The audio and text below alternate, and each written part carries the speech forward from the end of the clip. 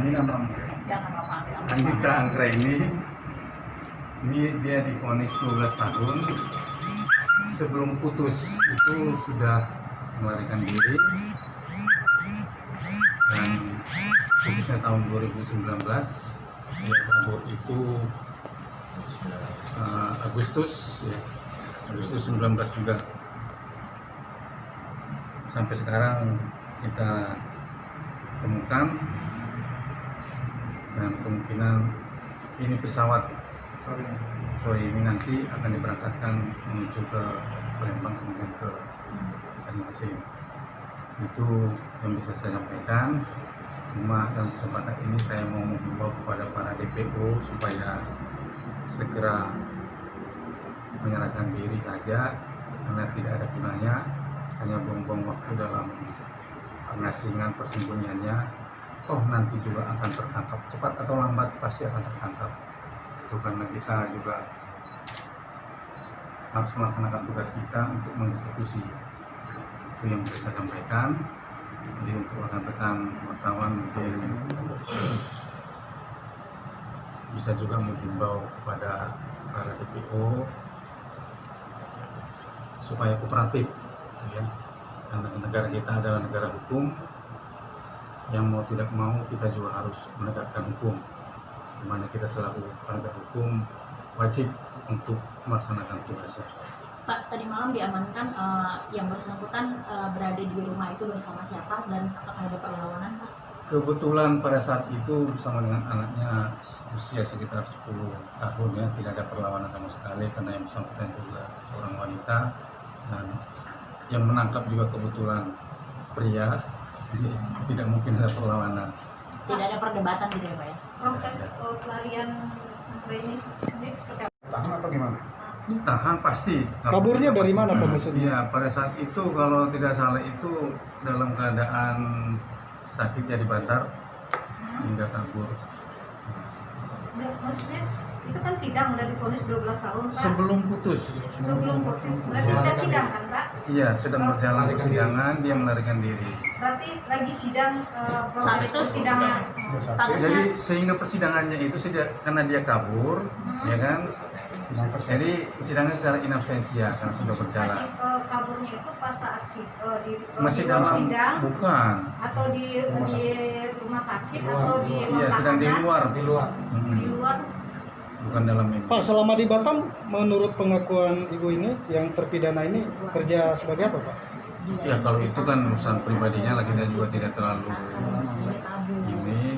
dalam masalah itu. Kita hanya melaksanakan tugas, ada DPO kita ambil, itu aja masalah. Terpidana ini Pak, mohon maaf, apakah ini baru pertama kali dipidana atau memang sebelumnya juga sudah pernah? Kalau menurut data yang ada, baru pertama kali. Ya, dan ini menyangkut sabu-sabu seberat 190 gram. Pak, selama di Batam aktivitasnya yang bersangkutan mungkin bekerja atau seperti apa? Kita belum sejauh itu memperdalam, dan saya rasa kita juga tidak perlu tahu tentang itu, kecuali kalau mungkin dia itu beraktivitas seperti Pak, perkaranya, ya sudah pasti tercium. barang buktinya berapa, Pak? 190 gram sabu. Pak, kan dia nggak ditahan nih sebelumnya, Pak. Pas Ditahan. proses sidang Dia ditahan, melarikan diri melarikan diri. karena dibantar, itu kan, sehingga mungkin dia mencari lengahnya petugas yang ada di situ. Langsung kabur ke Batam, Pak. Kaburnya ke Batam dulu langsung atau ke daerah lain kita Nggak tahu. tidak tahu. Berarti penangkapan terpidana ini Pak berarti atas kerjasamawan ini Pak? Ini kerjasama antara Kejaksaan Agung dengan Batam dan juga koordinasi dengan Kejati Palembang ya.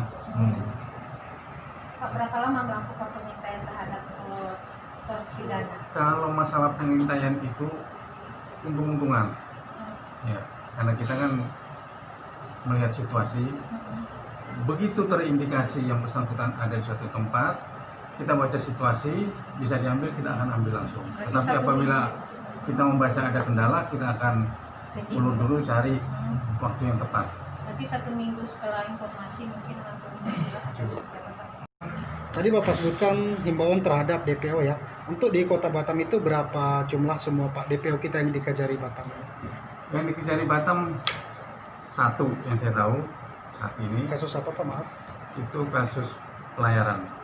Karantina.